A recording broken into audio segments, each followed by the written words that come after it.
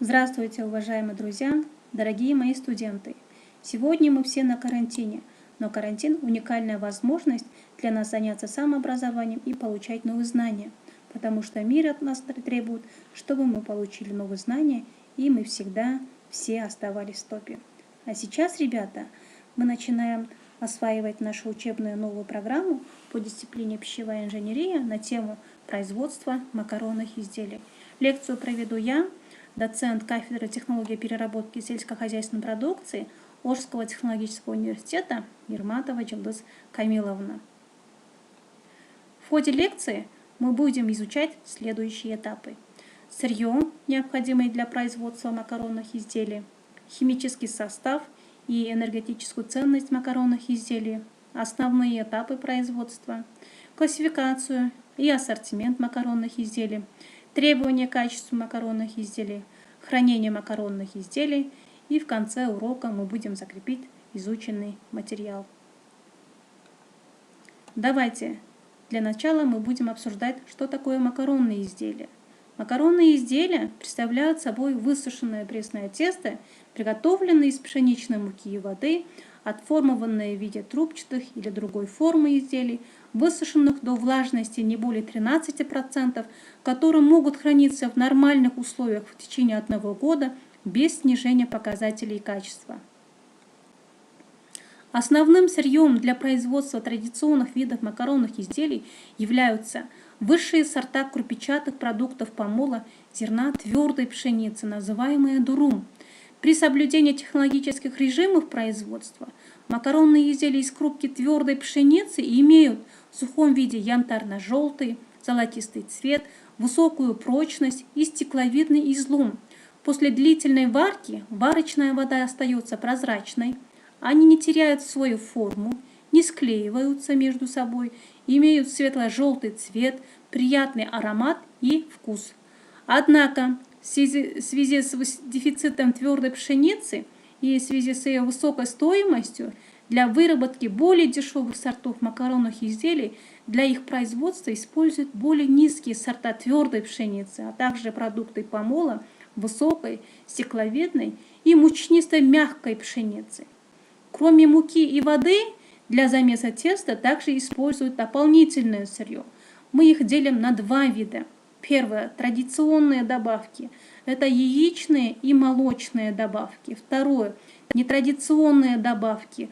Мука из семян бобовых культур, например, мука из сои, из гороха. Также овощные и плодово-ягодные порошки, овощные и плодово-ягодные пюре. Макаронные изделия относятся к пищевым продуктам продолжительного хранения, которые перед употреблением в пищу требуют дополнительной кулинарной обработки. Они содержат в среднем 11,2% белков, 70% углеводов, 1,6% жиров, минеральных веществ 0,6%, воды не больше 13%. Энергетическая ценность 100 грамм продукта 338 килокалорий.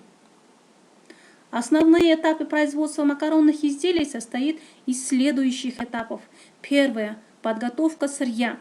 Оно заключается в просеивании муки, отделении от нее металломагнитной примеси, подогреве, смешивании разных партий муки в соответствии с указанием лаборатории фабрики. Воду, предназначенную для замеса теста, подогревают, а затем смешивают с холодной водопроводной водой до температуры, указанной в рецептуре. Подготовка добавок состоит в размешивании их в воде, предназначенной для замеса теста. Куриные яйца перед употреблением предварительно моют, а меланж размораживают. Следующий этап – это приготовление макаронного теста. Процесс приготовления теста складывается из дозирования ингредиентов и замеса теста.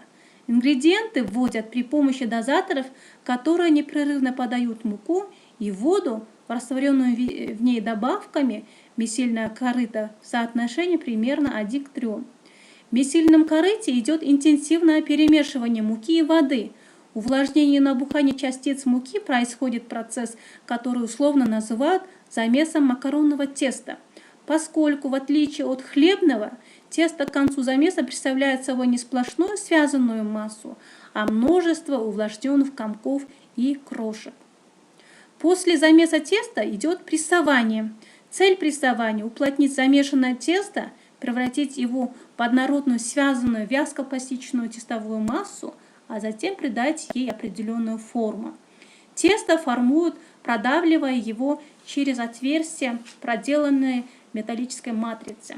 Ребята, вот здесь я показываю разные виды, разные формы матриц.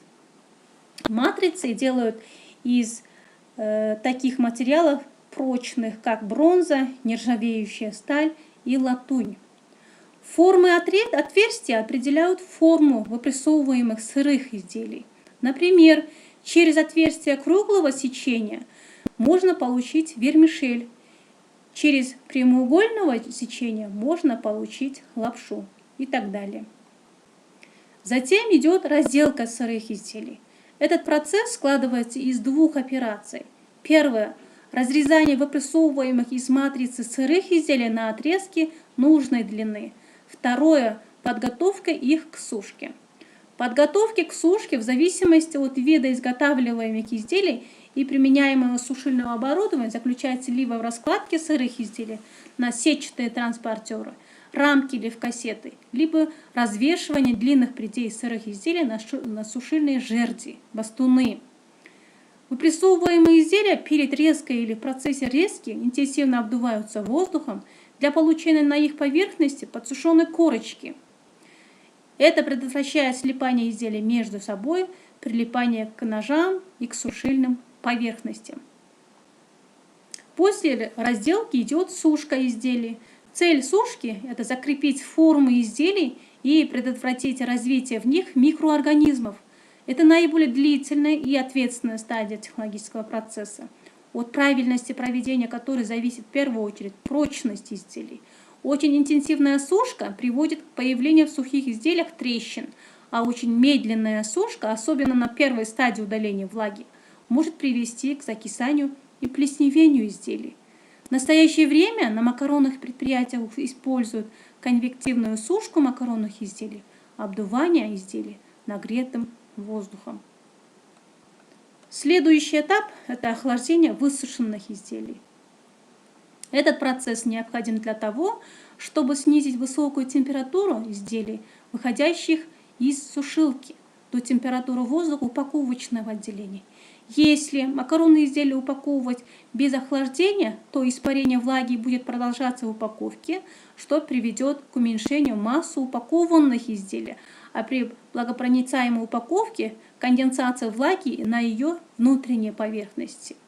Наиболее предпочтительно медленное охлаждение высушенных изделий в специальных бункерах и камерах, которые называются стабилизаторами-накопителями.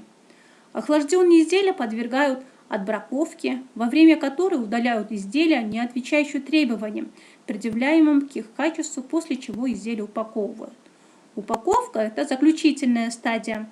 Готовые изделия упаковывают либо в мелкую тару вручную, либо фасовочными машинами, насыпи или в крупную тару. Ребята, давайте теперь будем ознакомиться с ассортиментами макаронных изделий. Различают 4 основных типа макаронных изделий. Первое – трубчатые, второе – нитевидные, третье – ленточные и четвертое – фигурные макаронные изделия. Давайте теперь обсудим каждый вид изделия. Первое – трубчатые изделия. По форме и длине они подразделяются на 3 подтипа – макароны, рожки и перья. Я на этом рисунке показываю вам разные виды макаронных изделий. Давайте. Здесь на слайде показаны королевские трубочки, рожки, короткие изогнутые или прямые трубки с прямым срезом длиной 1,5–4 см. Вон, видите, на рисунке они показаны, они похожи на трубочки, да? Перья. Перья трубочки с косым срезом, длиной от острого до тупого угла от 3 до 10 см. Макароны трубочки, макароны, ригатоны, макароны длинные соломка, макароны улитка, Макароны – это изделия в виде трубки с прямым срезом длиной 15-30 см, короткие, и свыше 30 см длинные, одинарные, двойные, гнутые. Следующий вид – нитевидные макаронные изделия, то есть вермишель. В зависимости от размера поперечного сечения подразделяют на следующие виды. Паутинка – не более 0,8 мм, тонкая – не более 1,2 мм, обыкновенная – не более 1,5 мм, любительская – не более 3 мм. По длине различают вермишель короткую, не менее 1,5 см, и длинную, не менее 20 см, одинарную или согнутую вдвое. Вот на этом слайде вы видите вермишель оригинальная длинная и любительская длинная. Вермишель изделия это в виде нитей. Вермишель длиной не менее 1,5 см считается крошкой. Третий вид – это ленточные макаронные изделия, то есть лапша. Они могут быть длинными, двойными, гнутыми, или одинарными, длиной не менее 20 см, и короткими, длиной не менее 2 см.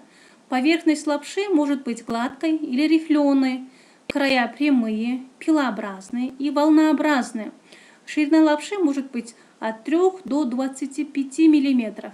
Толщина не более 2 мм. Выпускают лапши в виде гнезд, мотков, бантиков. Лапша длиной менее 1,5 см считается крошкой.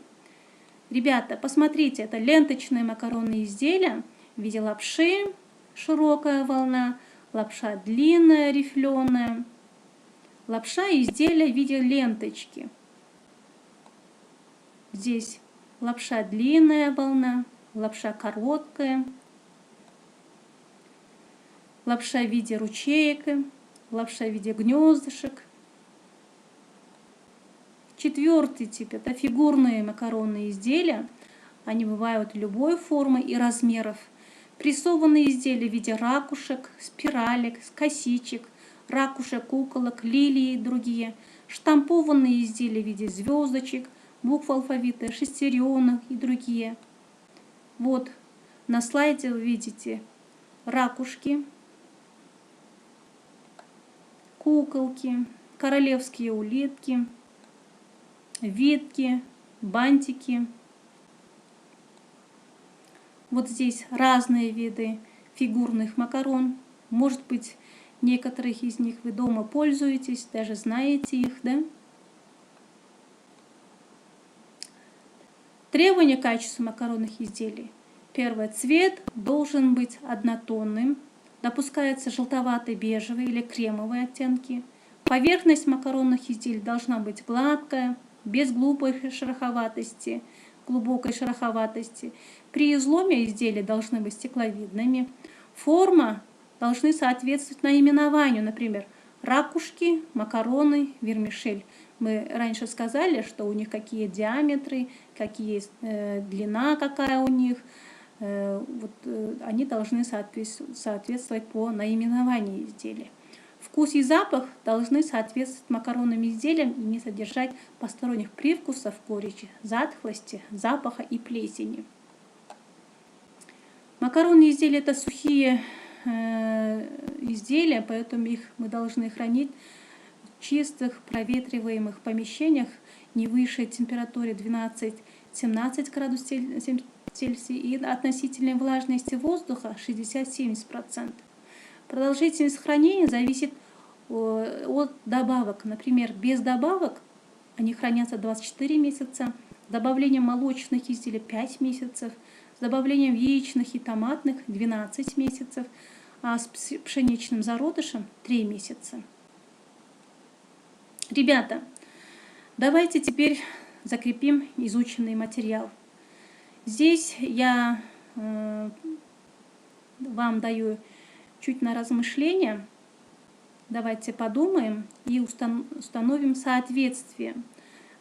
Какие типы и подтипы относятся к какой группе изделий. Я вам дам немножко времени, а вы подумайте и напишите.